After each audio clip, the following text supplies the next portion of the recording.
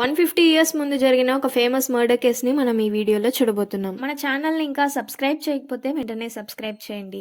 1888లో లండన్లో ఒక అమ్మాయిని ఎవరో మర్డర్ చేశారు. ఆమెను చంపిన విధానమే చాలా భయంకరంగా ఉంది. ఆమెను చంపిన కిల్లర్ ఆమె గొంతు నుండి పొట్ట వరకు కట్ చేసి ఇంటర్నల్ ఆర్గన్స్ అన్ని బయటకు తీసి ఇంకా చెప్పలేనంత భయంకరంగా చంపాడు. ఇలా ఒకరు ఇద్దరు కాదు, లైన్ గా 5 మందిని చంపాడు. ఈ విషయం దేశం మొత్తం ఫేమస్ అవడంతో తీవ్రంగా ఇన్వెస్టిగేషన్ ని స్టార్ట్ చేశారు. ఇన్వెస్టిగేషన్ మొత్తంలో ఓన్లీ 2 క్లూస్ మాత్రమే కనిపెట్టారు.